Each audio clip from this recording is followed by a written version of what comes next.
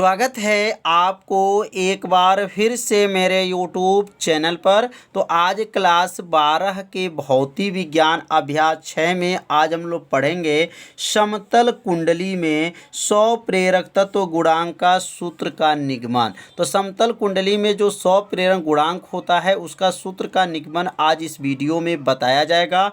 एक एक लाइन निगमन को अच्छे से समझिएगा। जहां आपको समझ में नहीं आएगा वहां आप सभी विद्यार्थी जरूर कमेंट कीजिएगा। तो यहाँ पर एक जो है समतल कुंडली है, लेकिन ये कौन सा कुंडली है? वृत्ताकार कुंडली है। और यहाँ पर इसका जो है केंद्र है और केंद्र से ये जो खींचा गया इसका नाम क्या है? त्रिज्या है। त्रिज्या किससे प्रदर्शित करते हैं? तो आर से प्रदर्शित करते हैं। अब यहाँ पे केंद्र क्या है? ओ है। तो यहाँ पे इसके अंदर जो है 100 प्रेरक तत्व कितना होता है इसका निगमन करना है। और इसमें जो है फेरों की अगर संख्या देखा जाए तो उसमें फेरों की संख्या जो है n है। और इसमें चालक में जो बहने वाली जो धारा है वह धारा क्या है? I है। तो यहाँ पर कुछ जो है एक आध दो लाइन आपको माना को लिखना पड़ेगा कि माना कोई समतल कुंडली जिसमें फेरों की संख्या क्या है? n है, कुंडली की त्रिज्या r है और इस कुंडली में I एम्पियर की धारा क्या हो रही है? प्रवाहित तो हो रही है। और इसके उत्पन्न चुंबकीय क्षेत्र की तीव्रता जो है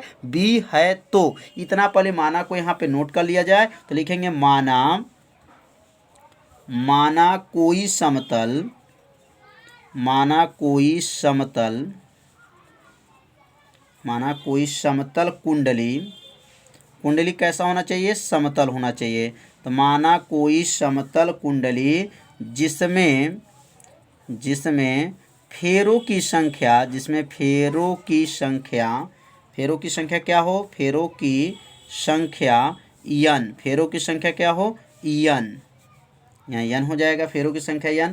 कुंडली की त्रिज्या, यहाँ लिखेंगे कुंडली की त्रिज्या। तो कुंडली की त्रिज्या क्या होनी चाहिए? r। कुंडली की त्रिज्या r है। यदि कुंडली में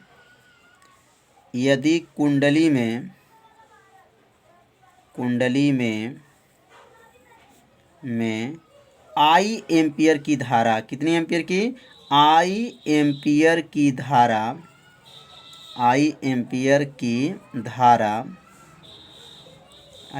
धारा क्या हो रही है? प्रवाहित हो रही हैं। I एम्पियर की धारा प्रवाहित हो रही हैं।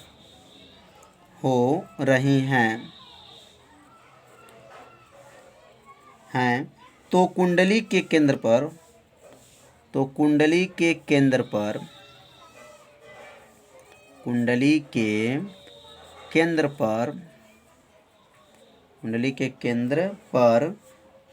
उत्पन्न चुंबकीय क्षेत्र की तीव्रता,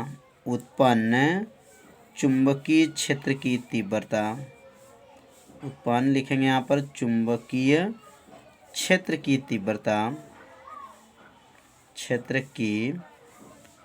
तीव्रता क्या होती है? उत्पन्न चुंबकीय क्षेत्र की तीव्रता b है।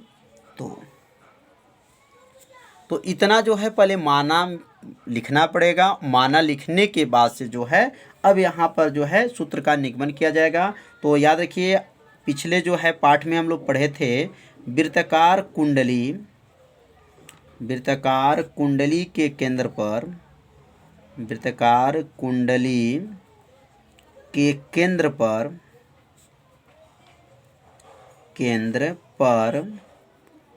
उत्पन्न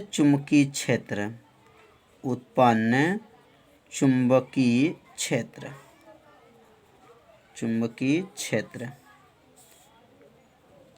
B बराबर, उत्पन्न चुंबकीय क्षेत्र B बराबर क्या पढ़े थे? तो यह पिछले जो पाठ में हम लोग, पिछला पाठ जो चला था अभ्यास 5, इसमें पढ़ा गया था कि वृत्ताकार कुंडली केंद्र पर उत्पन्न चुंबकीय क्षेत्र B बराबर होता है μ0 होता है एन आई होता है बटा क्या होता है तो 2r होता है। तो वृत्ताकार कुंडली है तो वृत्ताकार कुंडली में त्रिज्या होता है, इसलिए क्या बनेगा यहाँ पर 2r। तो b बराबर सूत्र क्या है म्यू 0 एन आई बटा 2r। यह इसका सूत्र का निगमन कराया जा चुका है। यदि इस भाग का निगमन आप नहीं जानते हैं तो प्लेलिस्ट में वीडियो है, वहाँ से जा करके उस भाग का वीडियो आप देख सकते हैं। अब यहाँ पे लिखेंगे चुंबकीय फ्लक्स। आप लोग जानते हैं चुंबकीय फ्लक्स इसी चैप्टर में बताया गया है कि चुंबकीय फ्लक्स क्या होते हैं और चुंबकीय फ्लक्स का सूत्र क्या होता है। तो चुंबकीय फ्लक्स बराबर होता है, पढ़े होंगे आप लोग, चुंबकीय फ्लक्स फाई बराबर क्या होता है तो फाई बराबर होता है बी ए होता है। क्या होता है फाई बराबर बी ए। अब यहाँ पर बी का मान जो निकला है समीकरण 1 में, अब यहाँ पर बी का मान यहाँ पे क्या कर लेंगे रख लेंगे। अब यहाँ बी के जगह पे रखेंगे तो क्या बनेगा फाई बराबर हो जाएगा और बी का मान रख लेंगे तो बी का मान क्या होगा म्यू 0 एन आई बटा क्या हो जाएगा 2r इंटू क्या है ए है। तो ये किनका मान है, यह बी का जो है मान है जो समीकरण 1 में निकला है म्यू 0 एन आई बटा 2r। इसे म्यू नाट भी बोला जाता है, याद रखिएगा म्यू नाट भी से कहते हैं।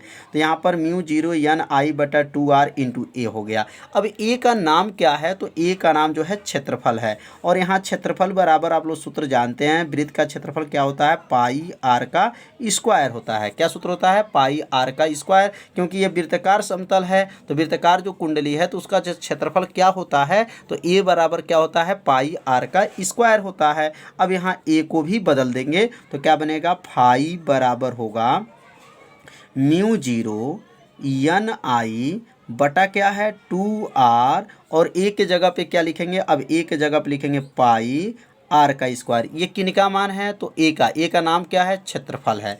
तो अब किनका सूत्र बन गया फाई बराबर mu 0 N I pi R square बटा आर आ गया। अब यहाँ पे देखेंगे आर जो है यहाँ पर स्क्वायर है और आर यहाँ पर 1 है, मतलब यहाँ पे आर का 2 घात है मतलब 2 माना जाएगा, यहाँ पर 1 है। अब इसको एक से इसको काट देंगे, इस आर से एक आर कट गया, यहाँ पर अभी एक आर बचा हुआ है। तो अब अगला लाइन लिखेंगे फाई बराबर होगा फाई बराबर म्यू 0 एन आई पाई और यहाँ क्या बचेगा आर बटा क्या हो जाएगा बटा में हो जाएगा बटा 2। ये किनका मान निकल गया फाई का मान निकल गया। अब फाई का मान जब निकल जाएगा तब इसके बाद से अगला लाइन लिखेंगे अब 100 प्रेरक गुणांक। तो 100 प्रेरक तत्व पढ़े हैं, 100 प्रेरक तत्व गुणांक का सूत्र 100 प्रेरक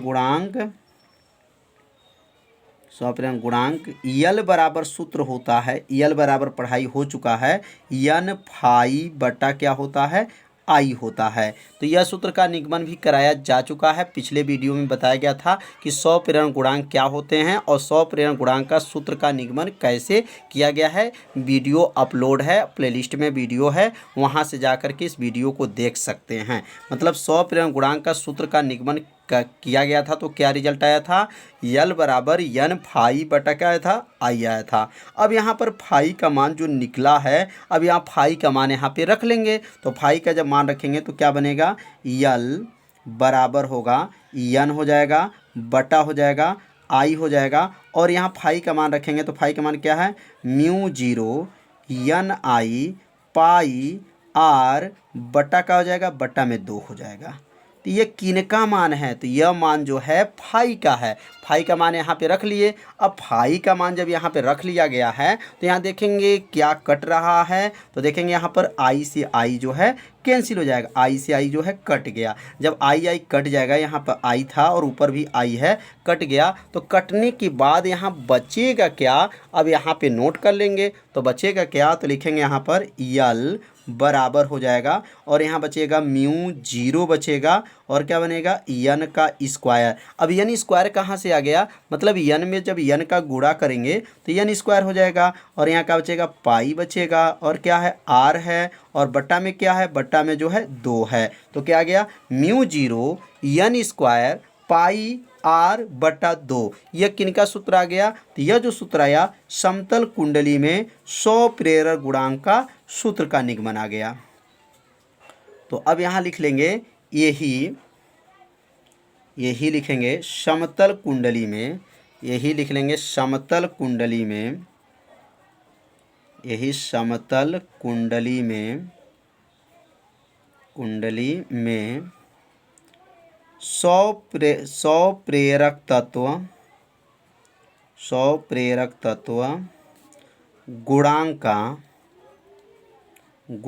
का सूत्र है।